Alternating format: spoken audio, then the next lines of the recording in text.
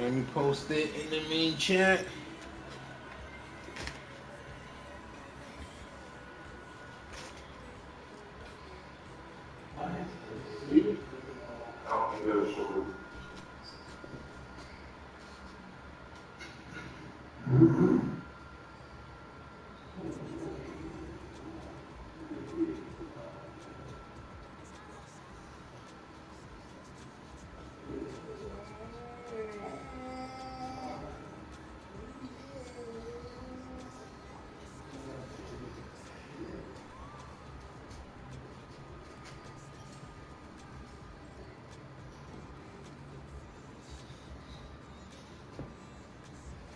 I'm Ed Gillespie, candidate for governor, and I sponsored this ad.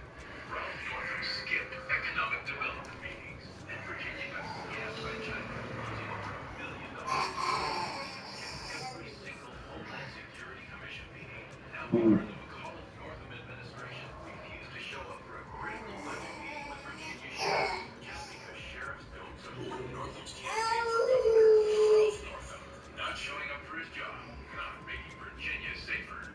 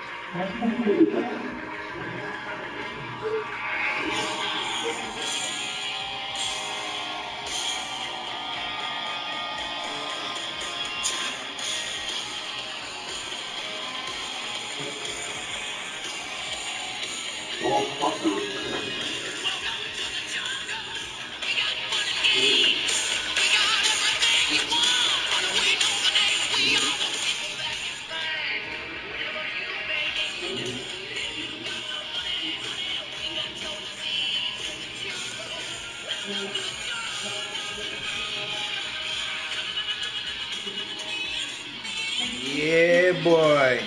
You heard the intro. Welcome to the jungle. It's your boy Mucker Boy Stars 08 back at it. First of all, appreciate all my BOE family and everybody else that's not part of the BOE family but follows me on YouTube.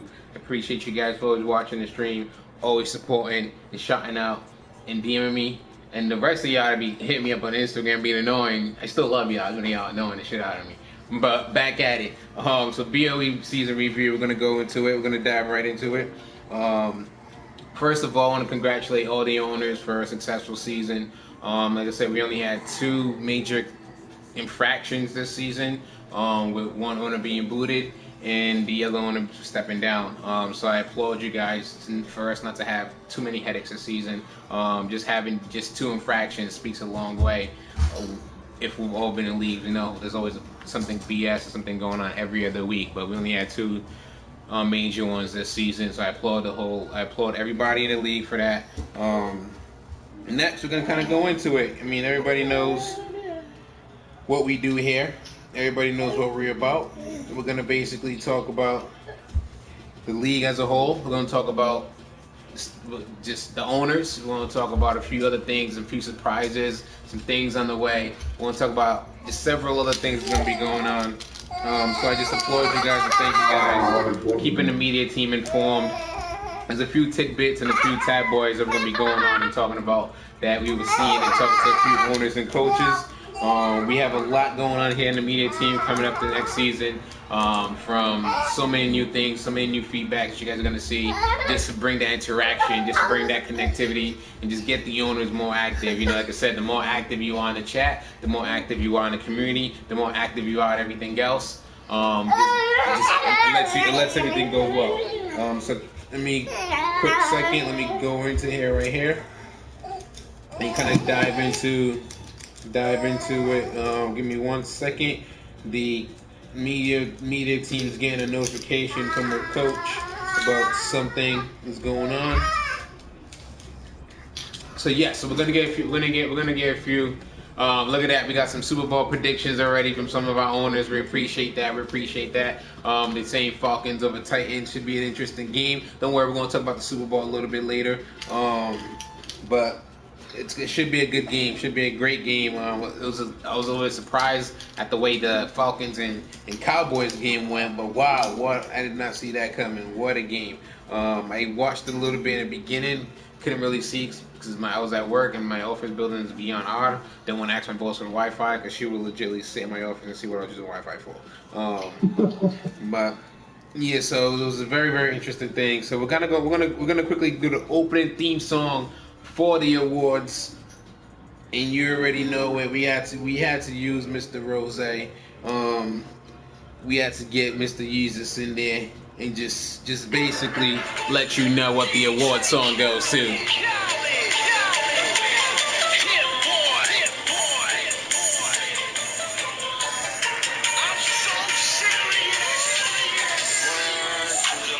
Coming for you.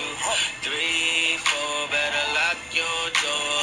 5, 6, hide your bitch. And let's go. Hide everything. You already know the playoffs is 1-2. Everything. Every game matters. Everything goes. And everyone's coming for you. Injuries, hits, hit sticks, intos, pressure. You fold or you make it. That's where the real ballers come out. You either gonna fold or you gonna do something. Last drive of the game. Let's see what you got. So going right into that, let's see what everybody had throughout the season. Who was the award winners? Who was the finalists? And who took everything up? So we're gonna start with the weekly awards before we get into the yearly. So week 1, we're diving straight in. The week 1 award winners: NFC and AFC. Offensively, Dak Prescott with the Dallas Cowboys, Marshawn Lynch with the Oakland Raiders. Defensively, Candy for the Buccaneers and Xavier Howard for the Dolphins. Your week 2 weekly winners, top performers offensively goes to Devontae Freeman for the Atlanta Falcons. Deshaun Kaiser, pay attention to that name Kaiser. That young man might pop up a few times. Deshaun Kaiser for the Cleveland Browns. Earl Thomas for the Seattle Seahawks and Coach David back there. They building something great back there. And Coach T. Will has Marcus Peters leading in the AFC side of week 2. AFC and NFC sides of week 3. You have the running back with Coach Jeff McCaffrey. You have once again Coach David has his defense who was just dominating the whole season with Richard Sherman representing for the Seahawks week 3. Like I told you guys before, keep that name Kaiser in your mind because you might see that young man a few more times. Whoop! And there he goes again. Kaiser with the offensive player of the week on the AFC side, and Gowe with the Jacksonville Jaguars defensive player of the week on the AFC side. Week 4, keep it coming. Why is this a trend? Once again, we see another member of Coach Hawkins' team from Seattle. Russell Smooth Wilson wins Offensive Player of the Week, week 1. Kenny Vaccaro, working with Coach Fats, comes in at number 3 with the week 4 Defensive Player of the Week in AFC. Once again, another member of Impala's squad, back-to-back weeks for the Jaguars with Boye. And then we had Coach Drake and Ben Roethlisberger. That's a big man right there. Week number 4. Week number 5, right into it we go.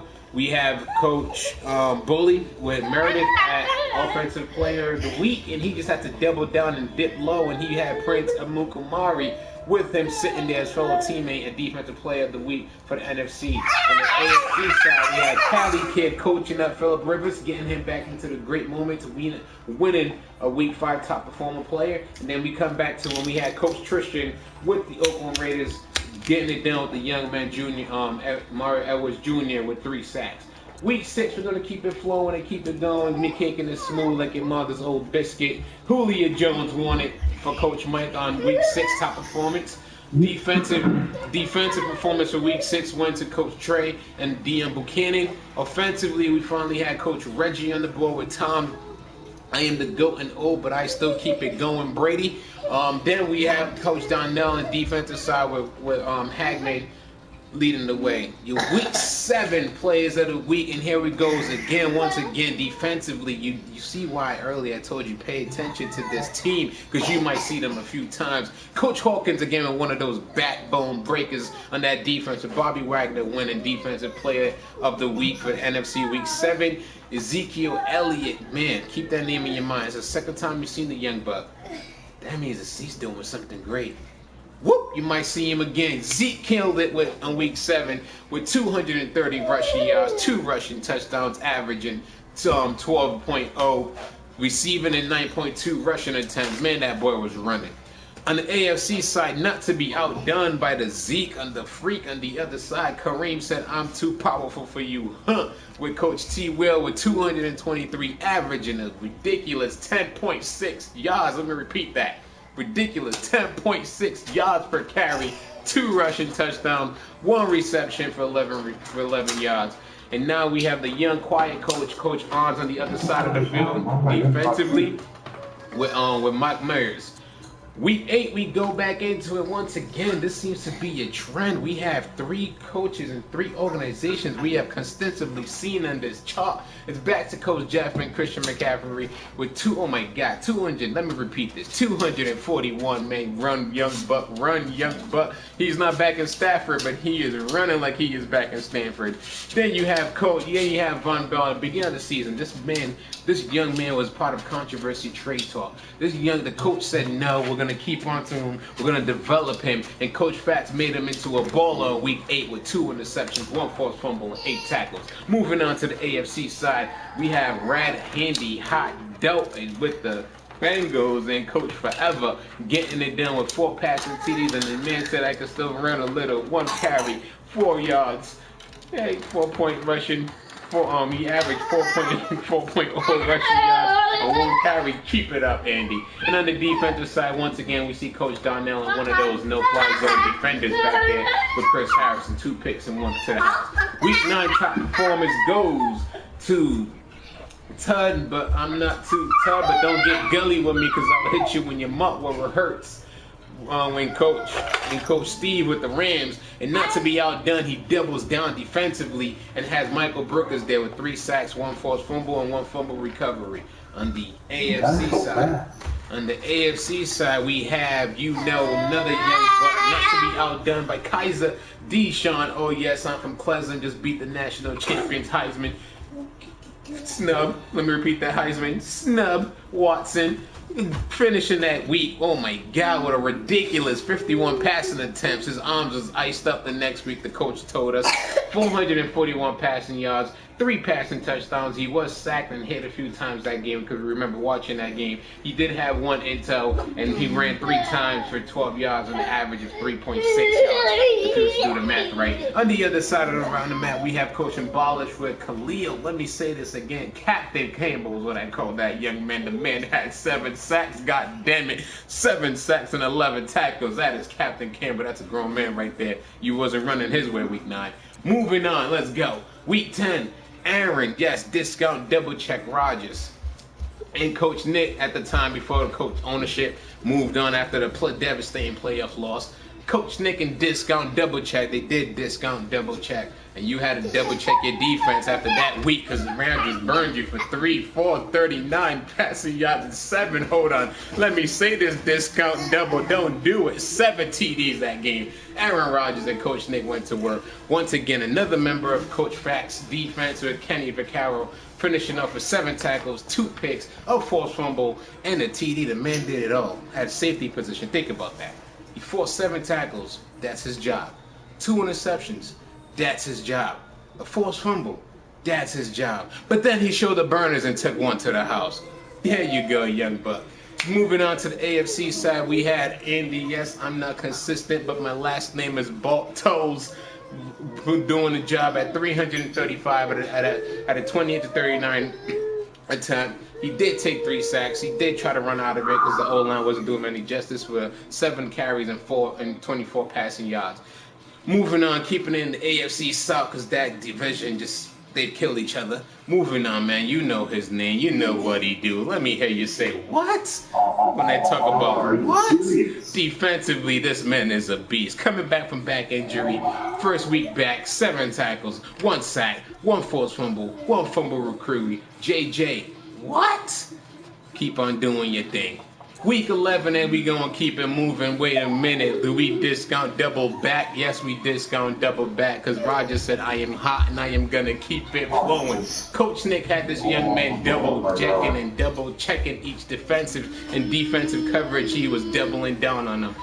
He was a little bit ridiculous. They had him out there throwing 59 times for 36 completions, 454 passing yards, 2 passing touchdowns, 1 intel, 3 carries, and 12 rushing yards. Oh my God. Aaron was double checking. Moving on, Coach Fats again want to keep that competitive battle going on. Manti Te'o, 12 tackles, 1 intel, 1 forced fumble, and 1 fumble recovery. You go with your fake girlfriend, Manti. You get it, man. He was out there chasing his girlfriend on the field with that 1 intel. Get it, Manti. Keep up the good work. And like I said, remember that name Kaiser. Because once again, this is number 4 that we are seeing this young buck on the field. And he is going.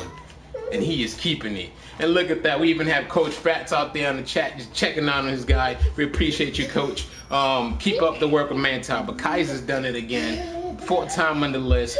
He's 292 yards, 4 passing TD, 2 sacks, 3 carries, 13 rushing yards. And not to be outdone, we had Coach Wills on the other side. Wet Sharif's right, 7 tackles, 3 picks, and 2 TDs. Moving on down to week 12. And oh my God, let's bring this back, Coach Fats. What are you feeding that man out there, Manti? Manti is playing like a true Somalian. Defensive player back-to-back weeks and 3rd time in 4 weeks. Manti again with the 1 tackle, 3 picks, and 1 to the house. Manti was playing like his name is Rock. He is the Rock. Can you smell what the Tay is cooking? Don't throw up the middle because Manti is taking it to the house.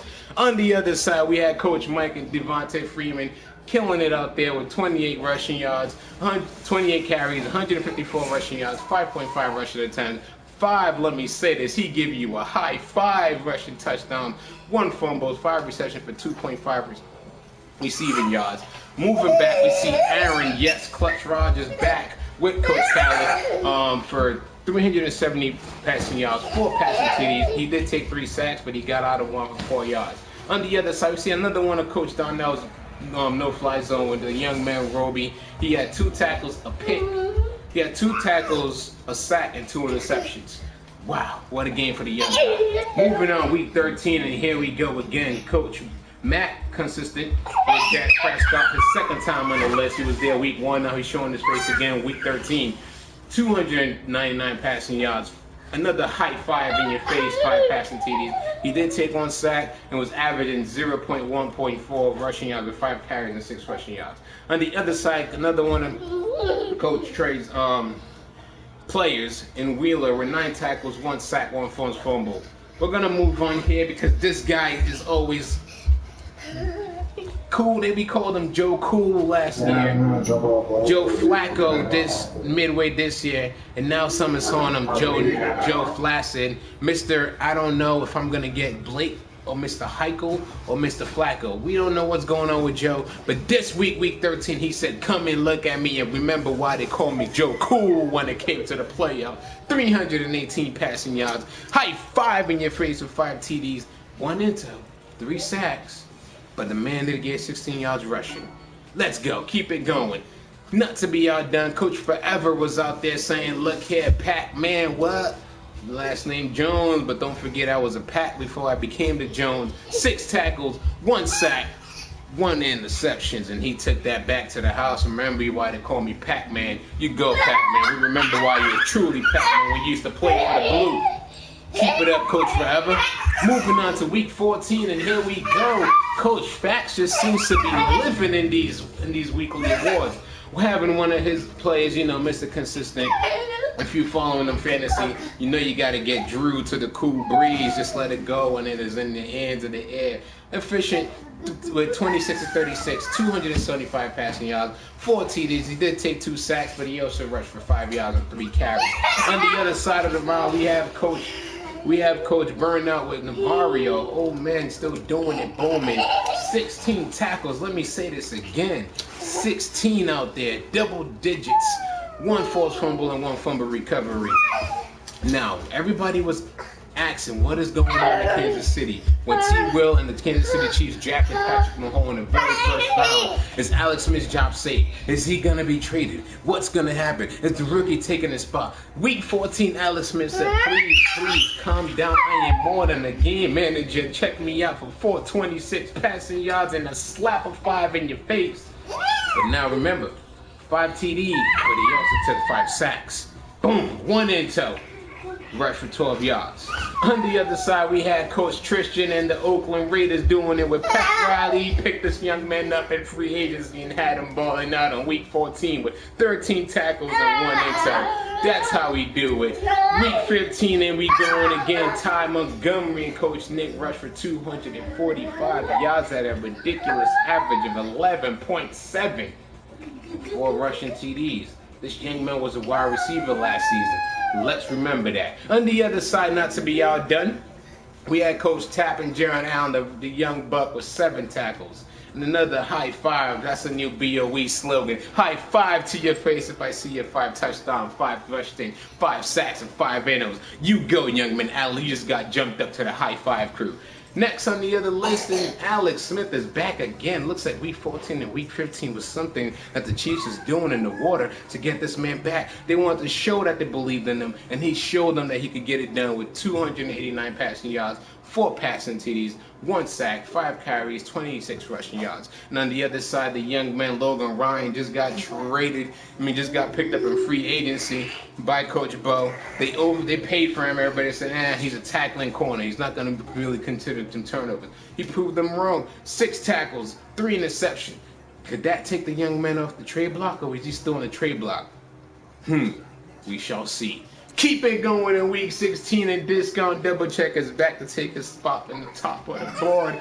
14 out of 20 efficiency is his middle name. 277 passing yards, 3 passing TDs, only 2 sacks. On the other side, not to be outdone, Coach Jeff had Luke, yes, my father is Skywalker, or you could call him Darth Vader.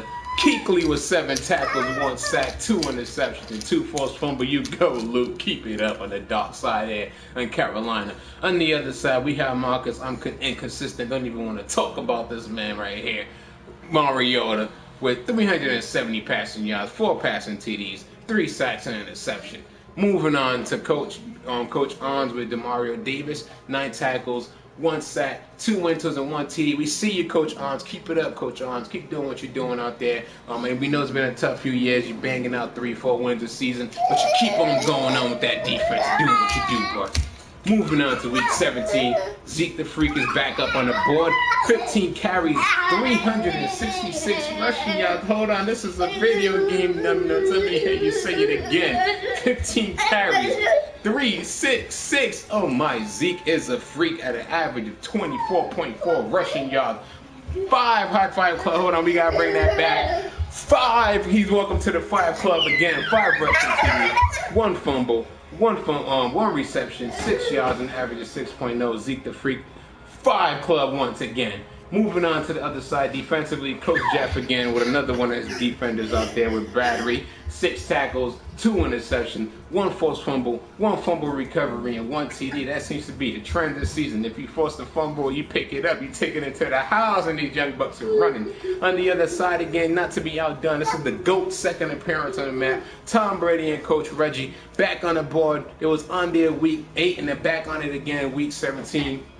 353 passing yards, 3 passing TDs. Telling Brady to take 2 sacks, but the man ran for 13 yards and they called you a turtle slump. You get them, Slim. You get them, Brady. Here we go. Moving on, we had Coach Poison and Brooke Martinez. He picked this young buck up and he has made this young man deliver. 8 tackles. 5, wait a minute, let's bring that back. 5 team right there, 5 sacks, and you can't believe what this man was doing on the field with a pick, a forced fumble, and a TD. Welcome to the 5 club, Martinez. You get that. And his cousin was on Hernandez, but he's not a killer though. Moving on, oh my God, I'm a killer, but don't push me. Julio, too smooth for you, Jones. 3 receptions. Let me repeat this back.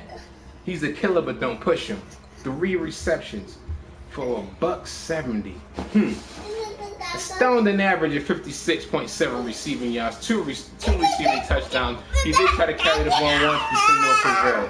Moving on to the other side, and he is doubling down that week. Coach Michael had another player, Keon Neal, 4 tackles, 1 intel, and that intel just took it to the house. On the other side, not to be outdone by his predecessor, we had Amari Cooper and Coach Tristan with 3 tackles, 3 receptions, $122 receiving yards, 40. Let me repeat that: 40.7 average with 1 receiving touchdown. On the other side, this is when this young man actually started showing his true colors. In the playoff game, when it mattered the most, this man had 6 tackles and 2 picks and 1 TD, but you're still on a trade block. Still on a trade block. Moving on. We're moving on to another playoff match here with the Cowboys, Detroit Williams. Let me bring this back. 4 receptions. Yes, he is not the Robin to Batman and Dez. This man said, I could be the Batman if I get a chance. 4 receptions, $184, 46 yards per average, 2 receiving touchdowns. You get it out there, man. Williams. Show them what you're about. On the other side, not to be outdone, Coach Jeff had a game that he could have went the other way for, that he was excited to go the other way for, just didn't go the other way. But Coleman still played out for his coach. 3 tackles, a pick, and he took that pick to the house. On the AFC side, we had Derrick Henry, 13 attempts, 95 rushing yards, 2 rushing touchdowns. He is slow, but he is a train when he hits it. 2 receiving yards for 47 yards, averaging 20.5. On the other side, we had Coach T. Will with T. Mitchell, 2 tackles and 2 picks. Moving on to the last game before the Super Bowl. This is it. This was the last playoff game. Moving on, we had Coach Mike with Matt Ryan. Yes, Matt, Mr. Efficient. Let me repeat this. He was beyond efficient. 20 for 27. 327 yards. And you already know he part of the 5 TD club. There we go. You already know. Welcome to the 5 club, Matt. 5 rushing touchdowns. 5, if you get 5 rushing touchdowns, you get 5 picks, you get 5 sacks, you get 5 touchdowns, you get 5 PD passes. It don't matter as long as you're part of the High 5 Club, Matt. Welcome to the High 5 Club. Matt Ryan killed it that week. On the other side, not to be outdone, another one of Coach Mike's ridiculous defenders. 8 tackles, 1 sack, 1 interception. The young man is putting the game. His game is starting to slow down to him. We shall see what he do in the Super Bowl. Moving on, not to be outdone, man. We had the young man Kareem. You can't fight him. Back in the trenches. In the last game, yeah, they went out, but he had 12 carries for $155 rushing yards at an average, a ridiculous average of 12.9. Why did you take the ball away from him, coach? 12.9 rushing yards and 1 rushing TDs. And on the other side, D4, 4 tackles, 1 sack. And yes, the man could jump. He got an interception. And that completes your weekly top players of the week. You already know. And just to get it up, we're gonna get the theme song back coming up. For that, let's get it. You already know. Hey yo, Yeezy, pop your shit. They say that should not be ill, that should not feel, that should not be trill, not be drill, not be real. Niggas selling packs, niggas flipping pills, they get heroin and cracks, man. These niggas out for real. Every year gonna be our year. That's it. Every year gonna be my year. That's it. These niggas really is out here. These niggas really is out here. And that's it. Every year gonna be your year. That's what we tell everybody when it comes to the award show. And so whose year is it gonna be now? As we just finished the weekly, we just finished seeing the weekly. Whose year is it gonna be for the yearly awards? Whose year is it? Like Kanye said, every year is gonna be our year. Let's see how it goes. Yearly awards, here we come. So right off the bat, we want to congratulate Coach Matt and Ezekiel Elliott for finishing the league as a league MVP. Elliott had a ridiculous season. We'll be covering some of his stats later. And he finishes the top honor, the best, most valuable player in the league. Congratulations, Coach Matt. Congratulations to Zeke. I hope you guys have a great year. And as you know, if you have never seen any of our reviews, it goes like this. We only mention the top 3 players in that area. If you don't finish in the top 3, we don't matter, because after Browns, there's nothing else. So moving on. Next on the list, chasing Elliott's tail, we had Devontae Freeman on the Atlanta Falcons. Congratulations, young man. It just wasn't a year, like Kanye said. but you had it there with second place. A good job. We'll look forward to seeing what you do in the league. On the other side, another young buck. These two guys they building something there in Dallas. Coach Mack is building something as Dak Prescott finished off in third place, got outbeat by his fellow teammate for the top honors. And Coach of the Year goes to, boom, David Hawkins. And Coach Hawkins has been part of our series for so long, doing what he does out there. We talked about this in the beginning of the year when he moved. When he came into that locker room 2 years ago, he told them, this is what I'm bringing in this season. They actually moved over he took a contract after missing the playoffs for his first season on the Bengals. Took a contract, went over to the 12th man in Seattle. Everybody was a little bit skeptic, saying, how are you going to leave the Bengals and expect to have a quick turnover in Seattle? He said, don't worry, I'm bringing my mantra, I'm bringing my team, I'm bringing my fold into it. And we're going to see something about Coach Hawkins, and maybe this is why they lost the playoff game. The media team's going to let you know something. Let's see how it goes. But congratulations on you, Mr. Hawkins, winning the Coach of the Year. Hell of a team, hell of a owner. We look forward to seeing what you do next season. Right under him, not to be outdone, we had Coach Mack getting it done as an owner, and he still kept Jason Garrett. I don't know why, overrated coach, but go ahead, Matt. Keep that ginger. Let him keep going. On the other side, we had another owner with Bill O'Brien. We had Coach Omac with Bill O'Brien getting it done. So we're gonna move on to the conference awards, individual awards. Moving on to the AFC first, we have to show respect to Zeke, who won the MVP, so we have to show his conference first. So offensive play, not only did he win the most valuable player, he took the honors of the best offensive player also in the NFC. I mean, those two should only go hand in hand. If you win MVP, you should win offensive player, but sometimes Madden does do a little bit weird things with that. Zeke, congratulations on taking on 2 awards. I'm sure we'll see you for a 3rd award down the line. Next, right under him, we have Devontae Freeman getting the job done, not trying to stay not too far behind. Christian McCaffrey right there, number 3 for Coach Jeff. Congratulations to you 3 guys. Defensive players, Deion Jones for Coach Mike. Another one of Mr. Hawkins. No fly. Well, we want to call them 12th man Legion of Boom back there with Wagner and Cliff Avery leading the way for the top 3. Offensive rookies. Why are we surprised yet? The man was in 3rd of the offensive vote. He's gonna be leading for your offensive rookies. Renwald and Stanford. The question was, could he translate that into the league? He did just that week. He did just that all season, averaging almost 200 yards. Averaging almost $145 yards a game. That's ridiculous. Good job out there to Coach Jeff and Christian McCaffrey. It was a good gamble that you guys took. This trade shocked the world. Why trade up a place to lose some pitches to get a quarterback and move up one? But Coach Bully said, hey, we knew what we wanted. We knew what was going. And they picked up Mitchell Trubisky, and the young man came second. So great things expected from that young man moving forward. This wide receiver shocked the league, coming in a 3rd round pick, and now he's over here chilling at number 3. Went to his first Pro Bowl with Coach Blunt. So good job, Coach Blunt. Keep doing what you're doing with that young buck. Moving on to defensive rookies, Jonathan Allen. We saw this man twice when it came to the weekly awards. He had his 5-sack game when he joined the 5-sack club, the High 5 Club is what we call it. The High 5 Club. Jonathan Allen did that as a rookie, and so we shouldn't be surprised that we see him winning a Defensive Rookie of the Year honors.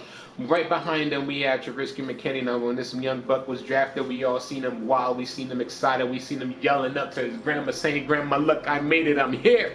And he showed it out. He balled out this year, finishing 2nd in the standings when it comes to Defensive Rookies of the Year. And not to be out there, they compare this man to one of the great legends of the game. Oh, he's going to be a great GOAT legend in the game. They compare this young man to Ray Lewis. And this young man balled out and played like he has some Lewis genes in him. He said, I ain't a killer, but don't push me.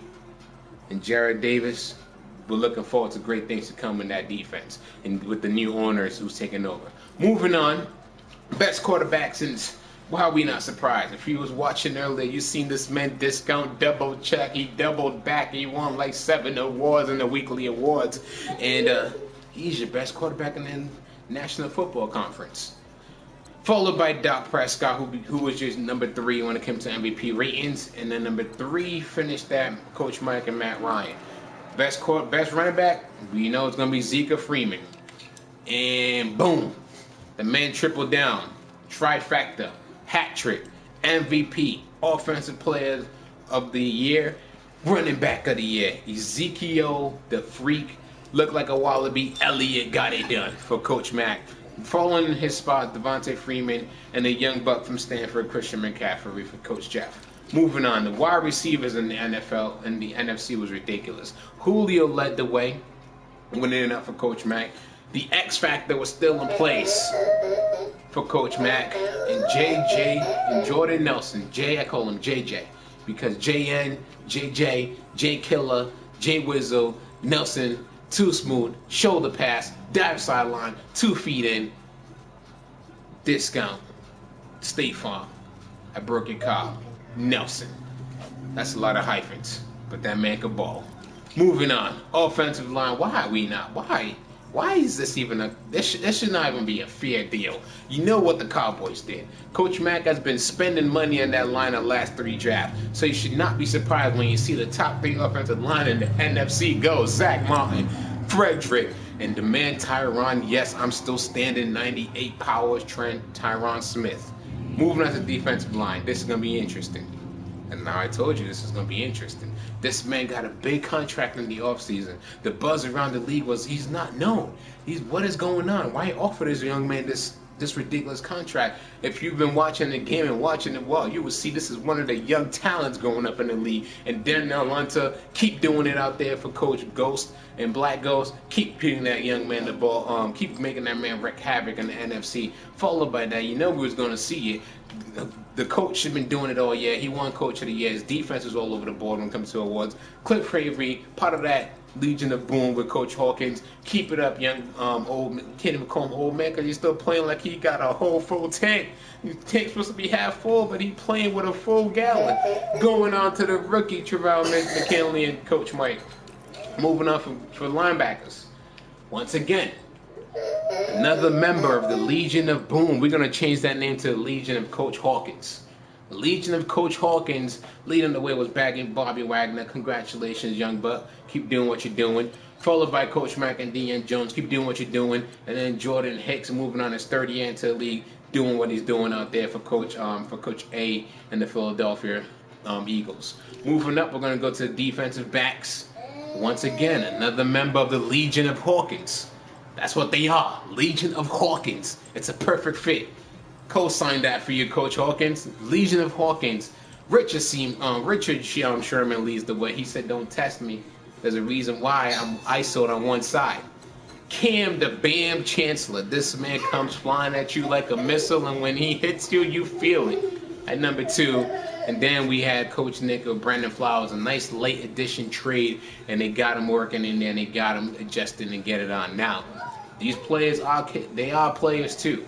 The best, let me repeat, they are players too. The best kicker in the NFC goes to the young man Will Lutz. Now, the story this young man took to the league was beyond funny. He was on the practice squad. Coach Frax in the New Orleans said, "You know what? We're gonna be like a kicker anyway. Let's give the young man a try." And ever since then, that's one of the best moves they made as a young man in his 2nd season. Took on the best kicker in the NFC side of when it comes to kicking. Yes, this is part of the league too. Not to be outdone, Mr. O, but I'm still in the league. Nick Folk getting it done with Coach Raw and the Bucks. And then another one of the Legion of Hawkins, Blair Walsh.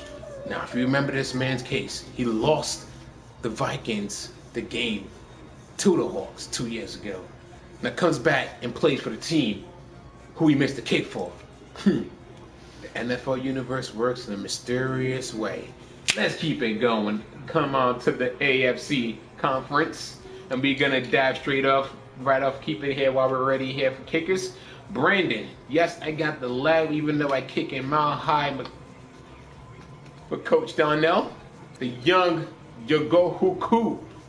This was a guy picked up the practice squad and doing YouTube video and trick shots. They picked him up and said, "All right, Trick, let me see if you really got some shot." And he got the shot and got the 2nd best kicker award in the AFC, followed by Mr. Consistent Stefan Gostowski with the coach Reggie at number 3. Offensive Player of the Year goes to Le'Veon. Yes, I'm annoying. Yes, I juke on you. And yes, I just baby step and dance behind the line while you move in slow motion. I am walking by you. Bell with number 1. Derek Knight Train Henry at number 2 for Coach Bo. Lamar Miller at number 3 for Coach Omac. Moving on for Defensive Players of the Year in AFC, Coach Donnell again, with Brandon Marshall leading the way. Coach Tristan with Perry Riley, like I said before, this young buck was picked off. This young buck was picked off the free agency roster, and he balled out for him. That's what shows you. You find talent anywhere. You just got to coach, play, and coach.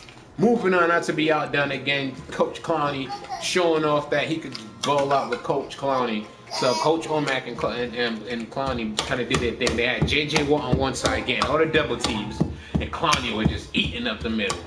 Next, we're going on to the rookies, and you already know this young man was supposed to be the next resurgence of running backs. Zeke opened up the floodgate last year, and this young man followed up that floodgate with Leonard Fournette doing what he's doing. Deshaun Watson for Coach Omac again, doing what he's doing. And Coach and Kareem Hunt, we saw his name when it came to MVP votes and everything else, and we saw him so many times in the awards, weekly awards, doing it for Coach T. Will.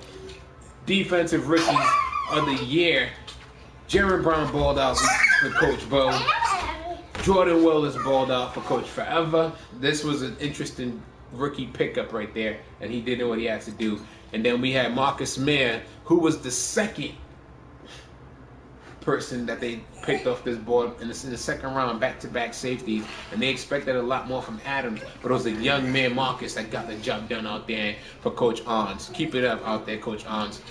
Best quarterbacks, we saw his name a few times. We saw him week 14 and week 15 consecutively. We also saw him week 19. Alex Smith getting it done for Coach T. Will. Tom Brady, yes, he's 40. Yes, he's 41, and he's still doing what he's doing. Gum out there, number 2 out there for Coach Reggie. Then we have Andy Dalton. The crowd hates me, but I still get it done at number 3. At number 4, give me a second, I believe the media team's getting called.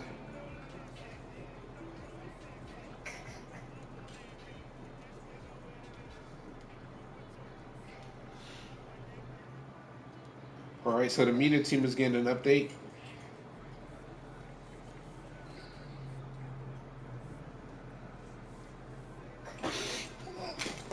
We're back at it. So media team is getting an update on the situation that was going on. So we're back at it. We have Le'Veon Bell for Coach Drake, getting it done.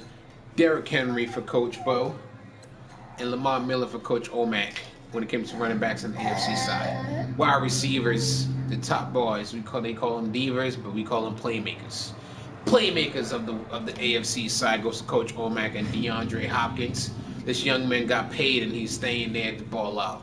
Followed by the young man, the rookie Terwan Taylor for Coach Bo. And Coach T. Will with Tyreek, I'm too fast for you, Hill at number 3. Offensive line, man, you already know it. Joe, smooth. I've been the best consistent offensive line since I've been drafted and stood through the crashes of Cleveland Thomas. Leading the pack at number 1 for Coach Poison. Number 2, Jake Conklin going away for Coach Bo. And number 3, Kalichi Neal doing it for Coach Tristan. Moving on, right here, the big offseason contract. Could he still do it? He was stacked with talent and came in with the Cardinals. Is he going to do what he's doing if he goes to the Jaguars? Khalil Campbell said, shut up and just let me and watch me ball out, as he did it for Coach Embolish. Followed by Melvin. This man is becoming a superstar under the radar. Ingram for Coach Cali. And you already know the young rookie, we talked about him earlier, Jordan Willis, getting it done for Coach Forever out there in Cincinnati. Moving on to the best linebackers. We call the wide receivers divas or playmakers. We call these guys the counter X. If you had Mutant X, they're the counter X. Because if you run up the middle, if you throw up the middle, if you have one of those counter X, they get the job done. And Miles Jack got it done for Coach Embolish and the Jacksonville Jaguars. Followed by another success story in Perry Riley for Coach Tristan and the soon-to-be Las Vegas Raiders. Next, not to be outdone, this young buck, I'm going to call him a young buck because he still plays like a young buck. Derek Johnson, yes, the old man gets it done for Coach T. Will. And we're going back to finishing this off with the defensive backs. The best defensive backs in the year. This young man has been making his name for himself since the last 2 seasons as Don't Throw on My Side, and a few guys still test him. Marcus Peters for Coach T. Will has been getting it done. This young man, yes, this young man, 21-year-old Traveris White, balled out this season for Coach Browns. And not to be outdone again, they said this is one of the young future cornerbacks in the league to watch. Reminiscing them when he came into the league, they reminded him of prime time. This young man, Jalen Ramsey, has been doing it and been doing it consistently. And he gets it done as your top 3 defensive back for Coach and Balish. So yes, those are your awards. That's it. We're going to move on now to your stat leaders. Quick overview of stat leaders. So we're going to go here and just kind of overview it for you. The man that led the league in passing yards. Let me repeat this. We saw Aaron Rodgers' name a few times, 6 to be exact, and only saw Tom Brady's name twice. And yet, Tom the GOAT Brady had it done with leading the league with 4,340 passing yards. Not to be outdone, Philip Rivers was out there with 4,202, and Aaron Discount double check 4,197. If you see the attempts here, you know that's a ridiculous amount of passing. But when it comes to touchdowns, your touchdown leader for the league was a tie with Aaron Rodgers at 33, Alex Smith at 33, Andy Dalton at 32. So that leads us to go one more down with Drew Brees at 31. Now, when we do this, we automatically go head to Intos. The average here, as you can kind of see with the completion rates, 33 touchdowns to 16 interceptions, 33 touchdowns to 18 interceptions, 32 touchdowns to 17 interceptions. That's crazy. Good job, fellas. But I want to show you something here. The young man Kaiser we was talking about earlier, just look at his interception ratio.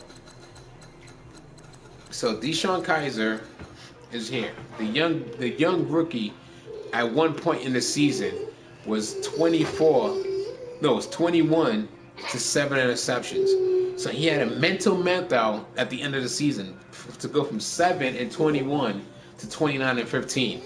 Coach needs to fix that and get it done, but he had no help with that sack lead. He was one of the most sacked quarterbacks in the league with 55 sacks. That is ridiculously high. So we're going to move on to running backs. So your best running back in the season, he broke the year-old record of 2,296 rushing yards. He broke the record. Zeke is now your 2,000 back. He welcome to the 2,000 club. Followed by Devontae Freeman at 1,813, and Christian McCaffrey broke the 1,500 mark at 1,546. When it came to TDs, you kind of see these two was fighting at it. Freeman with 22, Zeke with 21, and Derrick Henry with 17.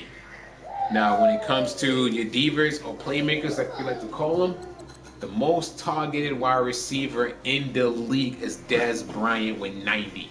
Let's repeat this. The most targeted wide receiver in the league is Dez Bryant with 90 reception, followed by Jordy Nelson with 82, followed by Julio Jones with 81. When it comes to yards, though, remember that. Reception and yards are 2 different things because your average per catch kind of shows that. Let's go. When it goes to yards, Julio leads the way with 1,478, followed by Dez, 1,438, followed by DeAndre Hopkins, 1,237. Think about that. Going on to TDs. TDs, you have Julio leading the way with 15, Jordy Nelson with 17, the rookie Tom Lawan with 12. I'm shocked, even though he had that many touchdowns. Wow. And that's my team. Oh, shit. With Tom Lawan's at 12. Interesting. Thought I had more rushing touchdowns than passing. But that's not the point. Who gave up the most sacks in the league? The worst offensive line. Now, these are the big boys. They don't want to see the names here. This is embarrassing if they ever see the name here. DJ Humphrey gave up the most sacks this season with 28. The check's going to be cut. Andre Smith, the old consistent veteran, starting to show his age with 26. This is interesting because Taylor's one of those up and coming linemen that's supposed to be the next generation of linemen. You're not next gen and shit if you're gonna be giving up 24 sacks. Gotta get that fixed. I mean, with new ownership, I'm sure they're gonna be able to fix those walls. And whether it was a grabbing issue or a step back issue, I'm sure they're gonna fix those and make sure he doesn't give up that many sacks. Defensively, this is where we going. The most solo tackles in the league means I get it done if you cut my way with no help. Went to Coach Gobb and John Simmons with 105. Coach Donnell with Brandon Marshall at 104. And Coach Mike with Deion Jones at 103. The most overall tackles in the league went to Deion Jones. The man is a bullet at 141. Followed by Coach Ons with Demario Davis at 139. Followed by Coach Donnell with Brandon Marshall at 138. And Coach Talib with Josh McGrew at 138. The most tackle for a loss this season goes to Michael Pierce. New ownership, so it should be interesting if they're going to continue building that young man with 19 tackles for a loss, followed by Coach T. Will with 17. Coach Burns with Kyle Williams with 16. Now here we come. This is what interests us all. The most sacked, who had the best sacks this year. Like I told you before, this man was offered a ridiculous high contract, and he got the job done with 20.5 sacks. McKinley right behind him with 19.5, and Mike Daniels behind him for the old Coach Nick at 18.5. When it comes to interceptions, who led the leagues in picks? Whose side did you not want to throw to? What player did you avoid when you thought about game planning? Here we go, the best. Remember what I told you before. If we call wide receivers divers and playmakers, we gotta call those linebackers counteracts. They are the counters to anything that does not go to the outside. And Myles Jarrett did that for Coach Embolish with 9 interceptions. The young rookie back here with Trevor White with 8 interceptions. We told you don't go his way, don't look his way. He's been building his name, Marcus. Yes, his last name is Peters, so why are you testing him? With number 8 and Coach Will and Bobby Wagner, Mr. Keeping it consistent for that Legion of Hawkins. Let me say that again. Legion of Hawkins and another counter X player with 8 interceptions. Now we're gonna keep it up because they're kickers and they're our players too in the league. The most made field goals go to Coach Embolish with Jason Myers. The young rookie Yakui Ku at 21, and the consistent leg Stefan Gostowski at 18. The best, I don't look at how many punts you make. The best efficiency, net yards, and punts.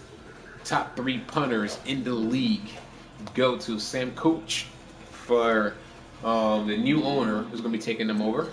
Brad Wing for Coach Talib, and Sam Martin for another new owner who's going to be taking them over. And that comes into here. Who changed the momentum of the game? Who was that player that was getting it done with punt return yards? Kickoff return yards. Amari Abdullah with 882, John Brown with 851, and Jermaine Kelly with 840. As you notice, these 3 players was getting it done, but they could not get that extra gas to get the yards. When it came to, hold on, media team's having an issue. What's wrong? You tired? You okay? You tired? Come here. It's okay. It's okay. It's okay. So media team was having a slight issue. We had one of our cameramen run into the wall. He's new to the job. It's alright, cameraman. Don't worry. You're going to get your check tomorrow. Waffles and pancake and an omelet. You got your check tomorrow. It's alright. So leading the way when it comes to kick return touchdowns, a lot of the guys just had one, so we're not going to go through it. Just good job on anybody that returned the kick. Punts is a little bit different. With punts, we kind of look at the average punt per yard. Brandon Cooks had the best average. He only touched the ball 1 time for 73. 22 to Denard Robinson and 14.7 to Deshaun Jackson. Now when it comes to TDs, it's okay. It's okay. Come on. What's wrong? Let me see. Oh, I can lean though. So when it comes to TDs, we have Deshaun Jackson, and then he had 2 return touchdowns. Brandon Cooks with one return touchdown, and Cordell Patterson with one. I'm not gonna go over all that because that's So now we're gonna go into it. We're gonna actually bring one of our owners in. We're gonna discuss his team and what are the pros and cons that he could do to improve that team. So let me quickly contact our new owner for the Miami Dolphins. I'm gonna let Coach Tav know that we're basically ready for him. Just give me 1 second and we'll get that ready and set off.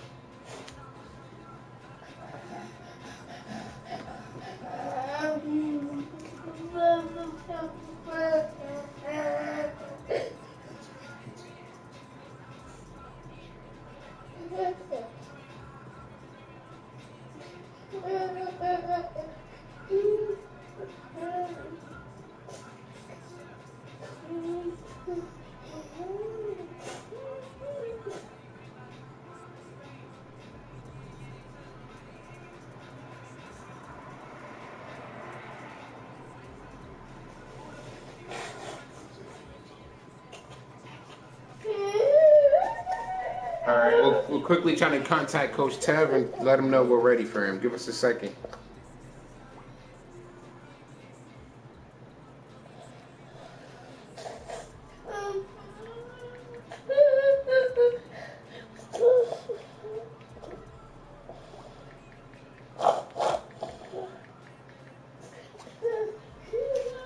Let's see. We're sending Coach Tev a message, and we're gonna see if there's any other coaches around.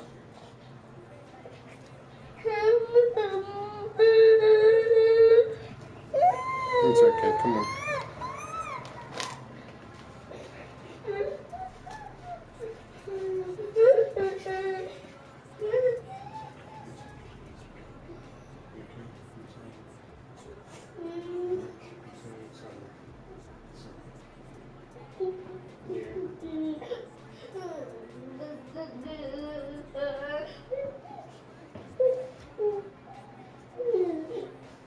All right, Coach Tev says he's going to be joining shortly.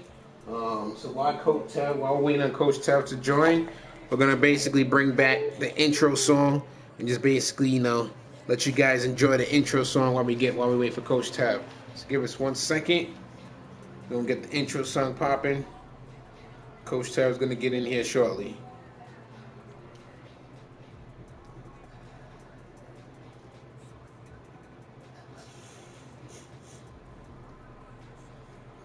Let's get Coach Tev in here and get this intro song going while we wait.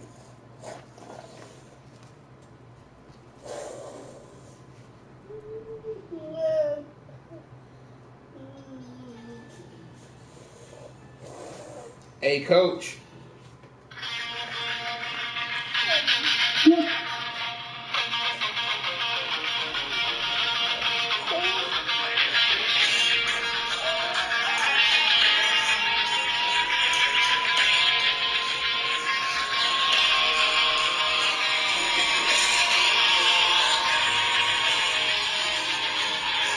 Here he comes. Here comes Coach Tev.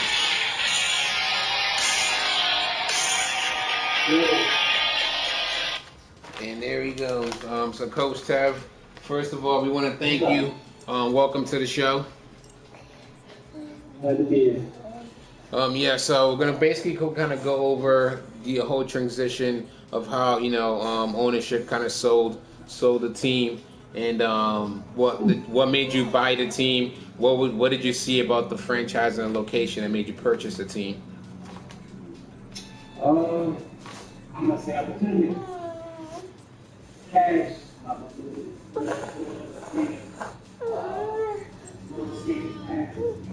A lot about the big money.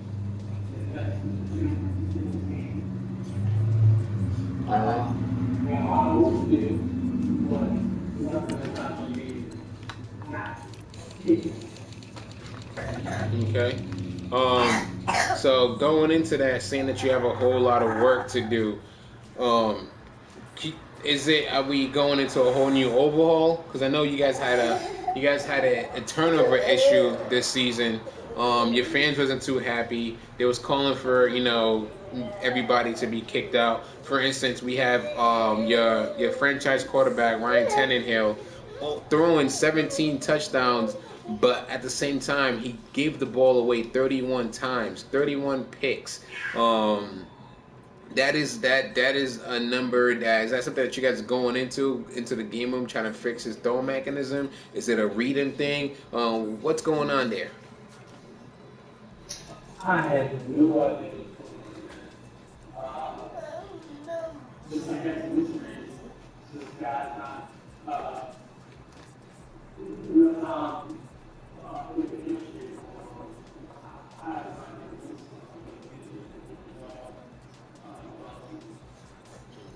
So you guys have one of the young new stable backs in the league in J Train. The last season that just ended, he did touch the ball 239 times. We know averaging 4.6 yards a carry and 68 yards a game. We finished the season with only 6 touchdowns. But he did get 1,000 yards, 1,093 rushing yards. Is that a building block you're gonna be looking forward to building onto next year? Or is it you have on one side we have Heiko and Ryan giving the ball away 31 times. But then the other side you have a chain mover who's averaging almost 5 yards per carry. Is that something that you guys discussed when you was purchasing the team?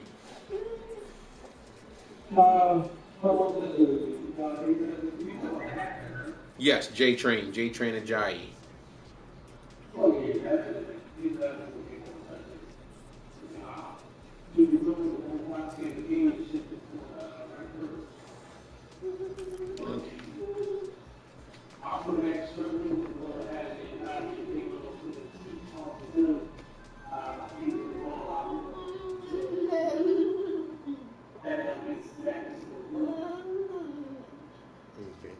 All right. Well, you do have a stable of young backs out there, and when you have Jarvis Landry, you have Devontae Parker, you have Kenny Stills. You guys went into the offseason and picked up Julius Thomas. So you do have some playmakers.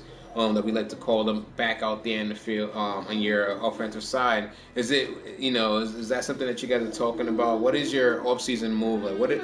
As a first new owner, what are your plans to do with the roster? First of all,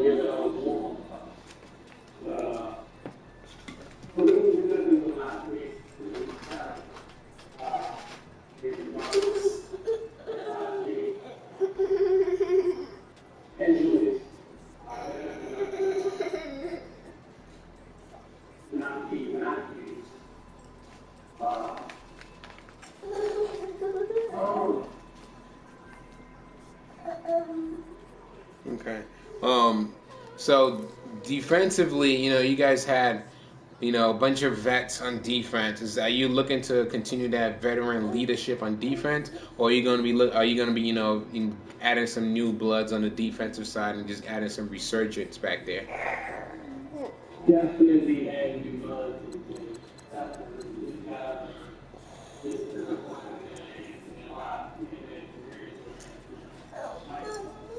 Okay.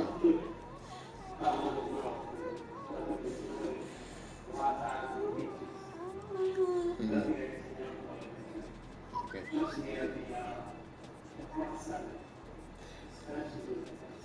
Well,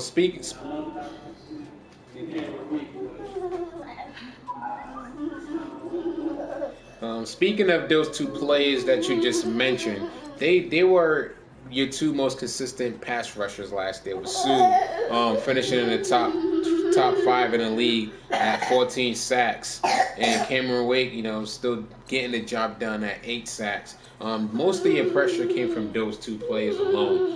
Because after those two players, your next sack production drops all the way to 3. So would you add a new young blood? Are you looking to replace these two, or are you just adding somebody for them to mentor and help develop and get more pressure? exactly.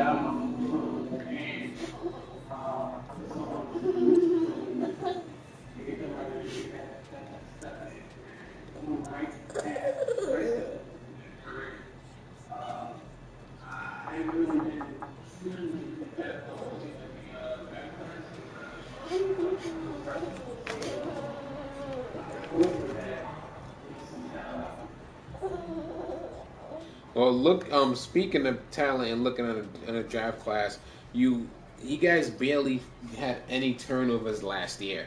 Your best takeaway machine was Byron Maxwell, who was a last minute acquisition before the season started with 3 interceptions. As a team as a whole, you guys didn't really force any turnovers.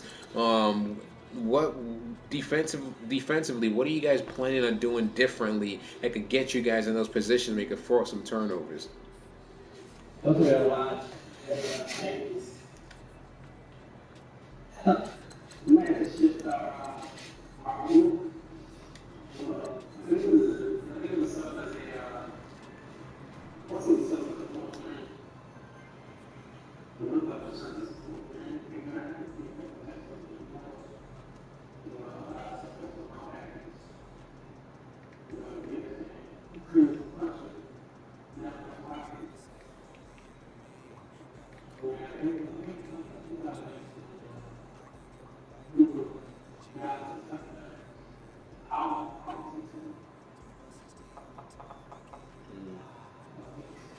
Okay. Well, so with that said, what are your, without giving us secrets into your draft room, what are you looking at? What are your eye points? Do you have any specific positions that you're going for?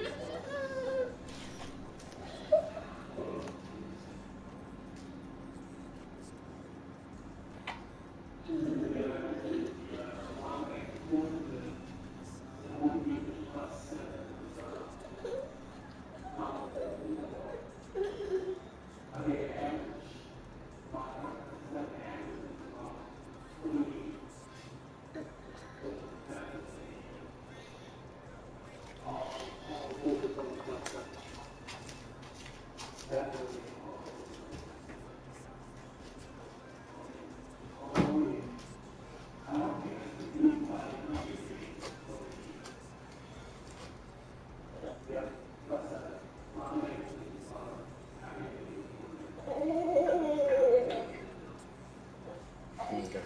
Well, your division is up. This season we had Coach Reggie winning the division at an 8-8 record. Just getting to 500. So your division is right there. You had the Bills, Coach Bill with the Bills finishing at 511. You guys finished that. The old ownership finished at 511, and the Jets with 3-13. So going into that division and seeing those records, that has to give you hope that you guys could build things around in a few seasons. oh yeah, definitely. I noticed that other time. It's just that I came to try to look at the table and see the competition around people. And I think it's a lot of good. Like, we were in the country. We probably had about around 500 divisions. But hopefully the South.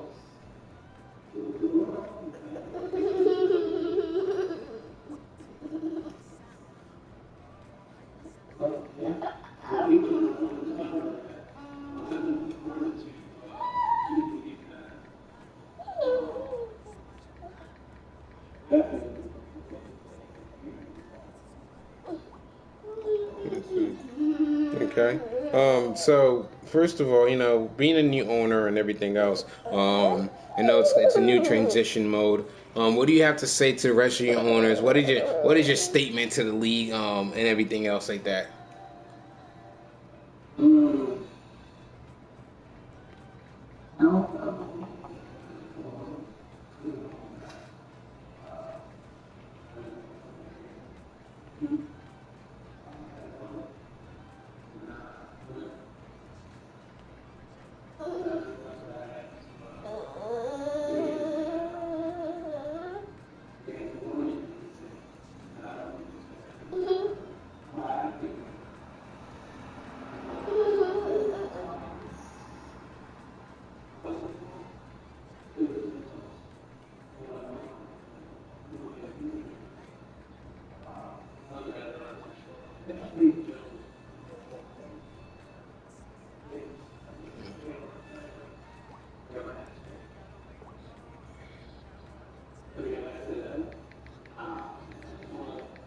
come in and we That's good. That's good.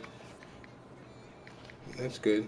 Yeah. So we, like I said, we thank you for coming into the. We thank you for, joining the BOE review table. We know as a new owner, you have a lot going on with the draft board.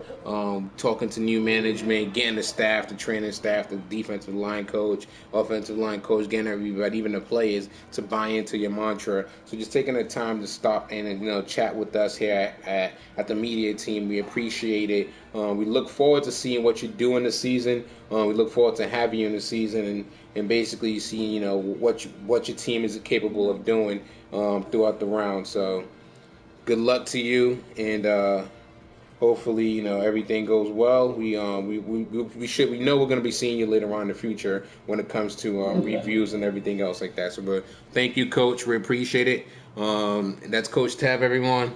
Thank him for coming on to the show. all right, take that. All right, owners. As you can see, guys, we're trying to meet a team right now. Is trying to get one more coach on the feed. We're having technical difficulties trying to contact each other. They couldn't get here physically, so they're trying to get here through phone calls. We're trying to get them on. So give us a minute while the media team works that out.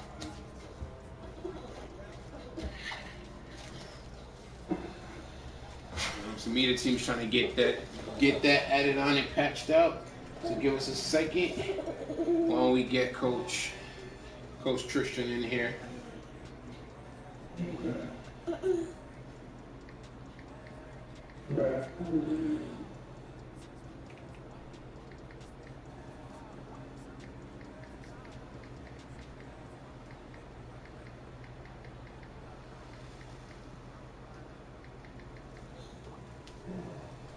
All right, so while we're waiting for Coach Tristan, we're gonna quickly go over his division standings,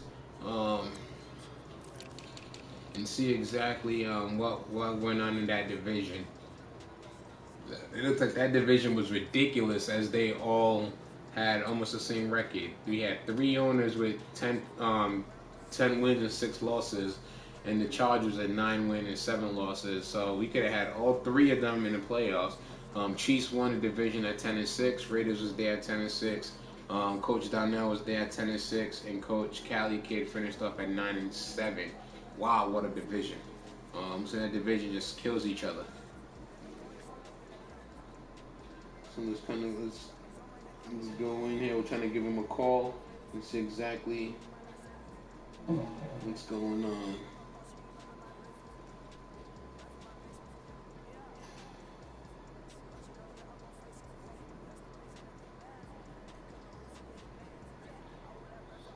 Give us a second here. See exactly.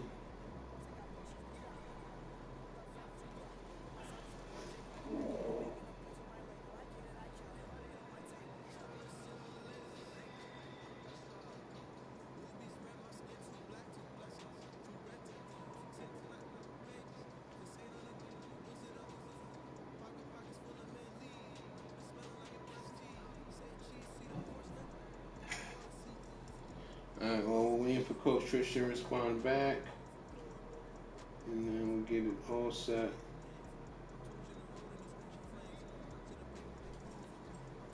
So Coach Tristan is having technical difficulties.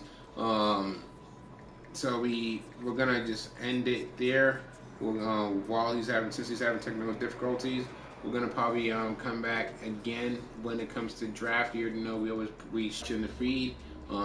We thank you for the best things I was holding up to tell you guys about is we're bringing back the news correlation. So the news correlation is basically news feeds every other week. We're gonna be doing news feeds, news storyline.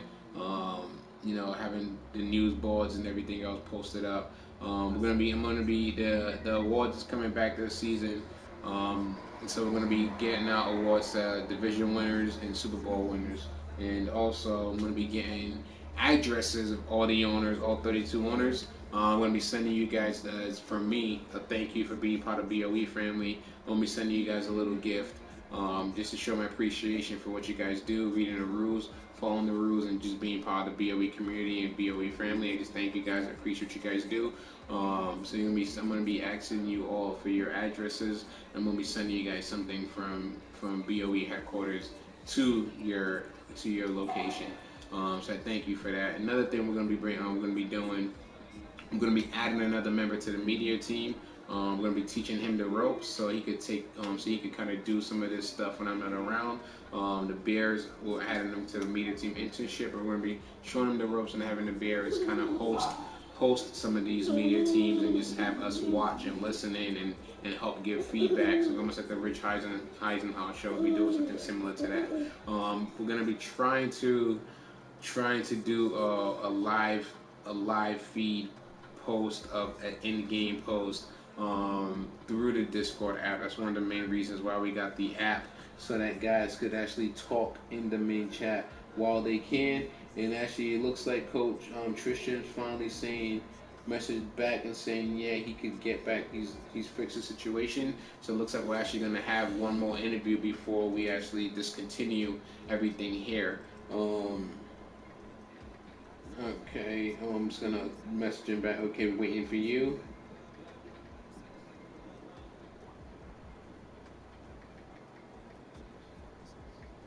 And so I'm gonna quickly go over his stuff. And actually, we learned something cool on the Discord app. We could edit stuff now. So when all this time I've been doing asterisks and star symbols to correct my spelling grammar, I could just edit the whole dang text. You learn something new every day. But yeah, so that was a nice little tidbit that we wasn't expecting, and we kind of got that. Someone informed us of that right there. So yeah, while we're waiting on Coach Tristan to bubble up, we're just gonna look at his division record, which already sees 10-6. He was a little bit upset because his last game of the season was simmed and it was against the Chiefs and he lost, giving the Chiefs home field advantage and him wild card. Now, of those two sims that happened this the last week 17, and in the playoffs, that could have changed the dynamics of the season as a whole. Let's say the Chiefs and the Raiders would have won, played, and the Raiders would have won. That means the Raiders would have been, bless you, the Raiders would have been the one who was hosting, who would been home field, while the Chiefs would have went through the wild card. And another major game was the Seahawks and the Falcons. Who knows what would have happened last time when those two teams played? It was a close game until the very end. Bless you again. And they ended up simming that game, and that occurred from the sim. The Falcons won, and then Falcons went on to play the Cowboys, which brought up a whole bunch of controversy after the game was over. So it's just amazing to see how these games, how close some of these divisions are. If you just kind of look at your top divisions in the league, look at that. Even here at the NFC North, you have three teams who are just the two games behind each other. Then you go over here to the NFC South, more close games and guys just right there with each other. Look at this. The AFC South was ridiculous, with Coach Jeff finishing at 12-4, Coach Mike at 11-5, Coach Roy at 8-8, Coach Fats at 8-8. The NFC East was wide open with just three teams really combating for it. With Coach Owner to lead taking over this disgruntled team. We're looking for some great things to happen over there. Bless you in Rutherford. On the NFC West side, we kind of knew Coach Hawkins and the Legion of Hawkins took over that division with a 14-2 record. We expect a lot coming out of Coach Steve. We expect a little bit more coming out from Coach Byrne, and we expected a lot more coming out from Coach Trey. So we should see how that division goes moving forward. AFC North was another division that came down to the wire. Coach Poison took the division at 10-6. Coach Forever was there at 10-6. Coach Drake was there at 7-9, and a disgruntled Ravens team at 2-4. On the AFC side of things, media team just got an update. Coach Tristan is ready to go live any moment. So just give us some minutes after these division posts. We will be going live to the feed of Coach Tristan. So give us a second here. So going back to the the standings, we have the AFC South, which is also not wide open, just competitive. We had Coach Omac finishing with 12-4, Coach Bo finishing with 11-5, and Coach Abolish finishing with a 10-6 record, and then Coach God finishing with a 6-10 record.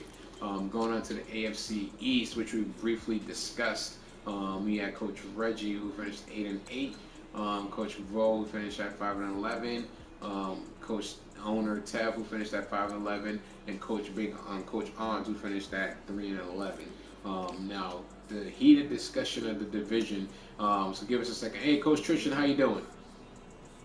I'm doing good. How are you? We're doing good, Coach. You're doing good. Hey, we thank you for stopping by on the show. We appreciate your time. We know it's it's the off season. You guys have a lot going on.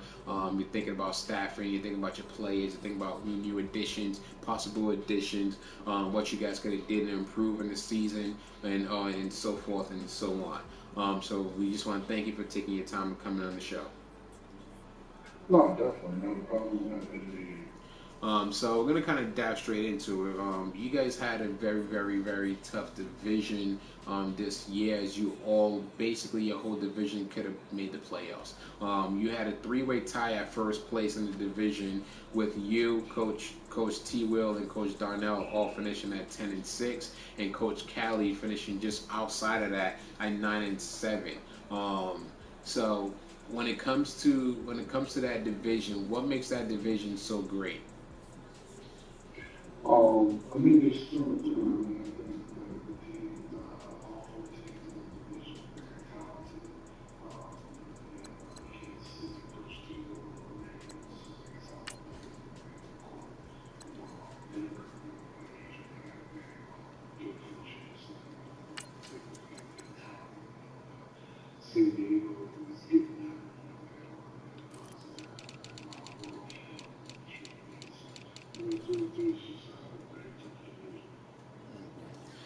So this year we've seen something from you that we're not used to seeing, Coach Tristan. So usually we know your offense is very mistake prone free. This season we've seen that Derek Carr had a season that we're not used to. He was sacked 41 times, but at the same time he had 25 touchdowns, 3,659 passing yards, but a very horrible 31 interceptions. What was going on this season that in the building offensively? Was he still feeling that back and ankle injury? Was it just game planning and your opponents that you faced that gave him that passer rating of 73.8? I mean, that's a good question.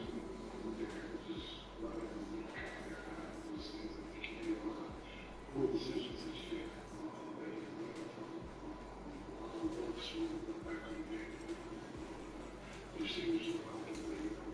Really, we saw some great step ups, the defensive looks like we're seeing, safeties made some phenomenal plays.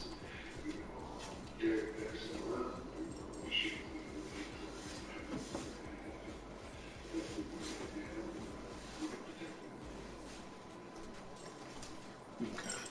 So going on the other side, you added a Oakland native because we've been having a media team. I've been having word all season that you guys was getting ready to finally move over to Las Vegas, but you brought in the Oakland native after having 2 years off. You guys brought in Marshawn the Beast Lynch to kind of linchpin that offense for you, and he had a very successful season. This besides having 2 seasons off.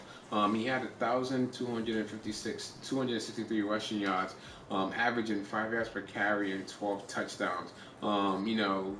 Did you guys see something in him, or was you guys to bring him onto the field and take a chance with him, or was you guys just trying to, but win over your fan base from abandoning them in Oakland, moving to LA? I mean, moving to Nevada. Yeah, I mean, just obviously, we appreciate it.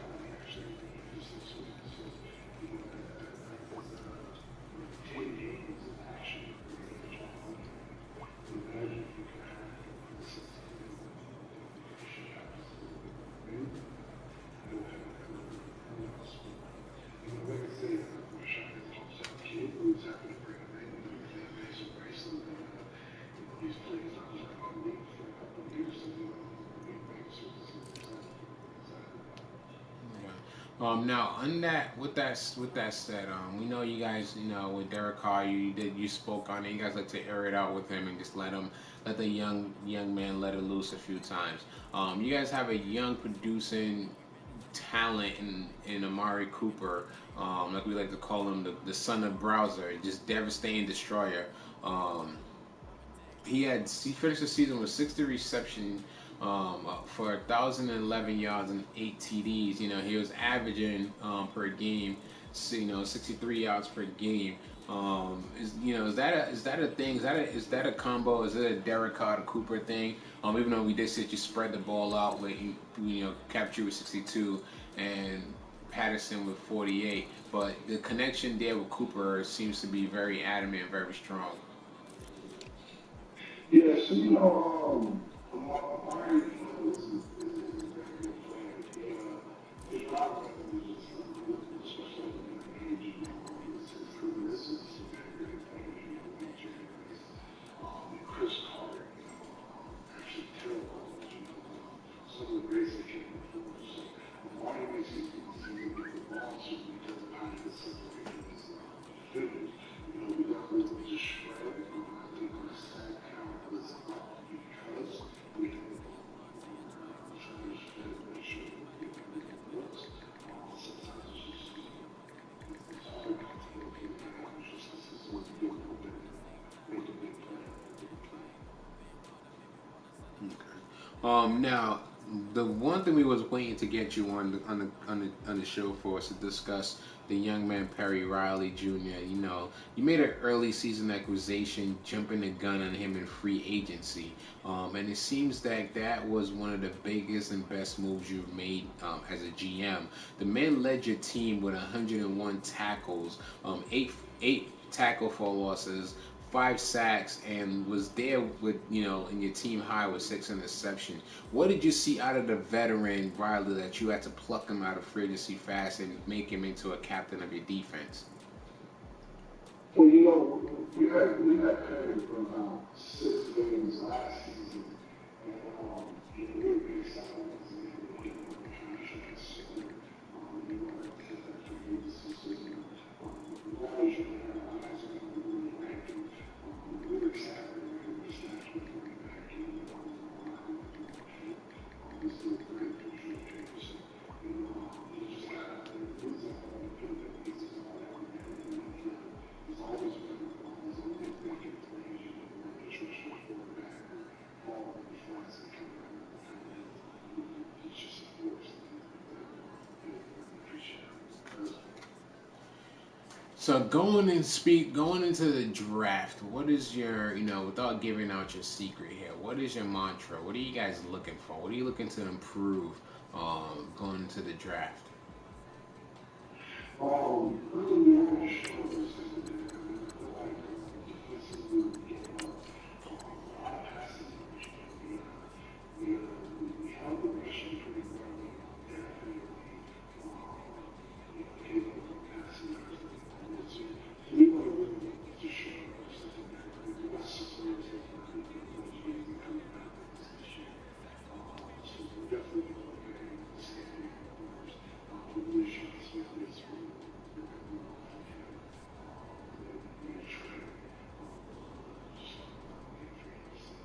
We definitely want to just get better at the kick position, safety position, give ourselves a chance to finish the pass. And because I think Perry Riley was our machine, I think we need to be much more successful. Okay. That's so. So what what are your expectations season two when you know you just you was there in the playoffs and you just missed the conference round, losing the divisional?